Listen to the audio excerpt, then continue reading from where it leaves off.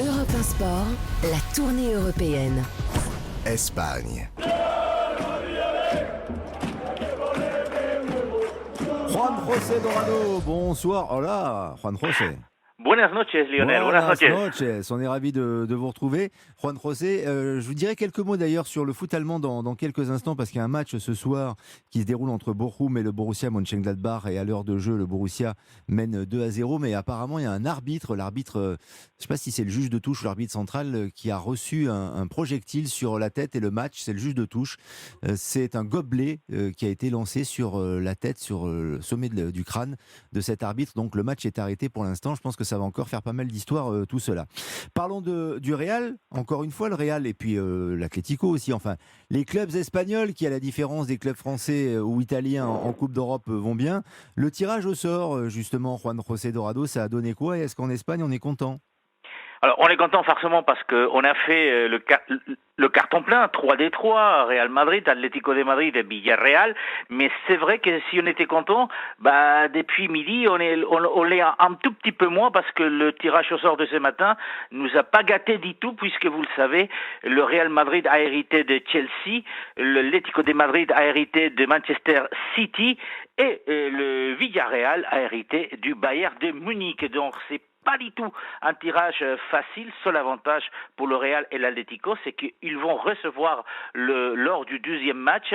Mais c'est vrai que autant on était content avant le tirage au sort par la réussite du football espagnol avec ces trois clubs en quart de finale, autant après le tirage, on s'est dit que ça va être quand même assez compliqué pour les représentants espagnols, d'autant plus que si le Real et l'Atlético venaient à éliminer Chelsea et City, ils vont se retrouver en demi-finale.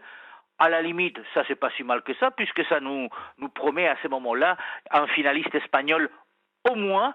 Mais bon, on va rester quand même content et se dire qu'on peut toujours avoir deux finalistes espagnols, encore une fois en Champions League. Et si je calcule bien, il y aura au moins un ancien entraîneur du Paris Saint-Germain en demi-finale de la Ligue des Champions.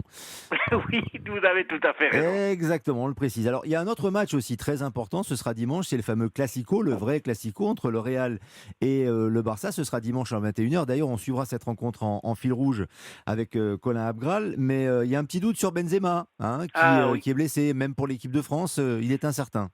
Tout à fait, il y a un gros doute sur Benzema. Aujourd'hui, il ne s'est pas entraîné avec le reste de l'équipe, il est resté à l'intérieur dans le gymnase. Il n'était pas tout seul puisqu'il y a un autre Français, Mendy, qui était avec lui, ainsi que Gareth Bale, qui s'est entraîné aussi à l'intérieur. Donc gros doute pour Benzema. Un Benzema qui est royal en Espagne. On est enchanté depuis 5 matchs, il marque à chaque fois. Il vient de faire un doublé face à Majorque. Benzema, qui est devenu entre-temps, vous l'avez déjà dit, par le passé, cette semaine, le meilleur buteur français et aujourd'hui le troisième buteur du Real Madrid avec 311 buts. Un Benzema royal pour un match effectivement qu'on attend comme une finale, c'est Ancelotti qui nous l'a dit tout à l'heure, puisque vous le savez, si le Real venait à battre donc le Barça, il mettrait le Barça à 18 points.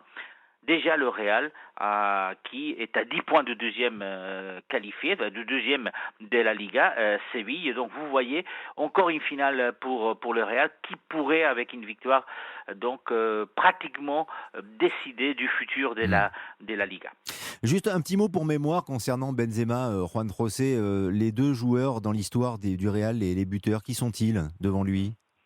Alors vous avez entre autres Gento et Raoul. Après il y a des doutes, mais ce qui est important aujourd'hui, justement, c'est qu'il est passé devant Alfredo Di Stéfano, qui était vraiment la figure incontestable de ce Real Madrid. Benzema, qui a égalé le record de buts marqués avec le Real Madrid, c'était la saison 2011-2012. Donc aujourd'hui, cette saison, il va réussir à faire mieux que lors de cette saison 2011-2012, où le Real avait gagné avec 100 points et avait marqué plus de 120 buts en Liga. Merci Juan José Dorado. À très vite sur l'antenne d'Europe 1. On va retourner à Geoffroy Guichard. Le match va reprendre dans quelques instants.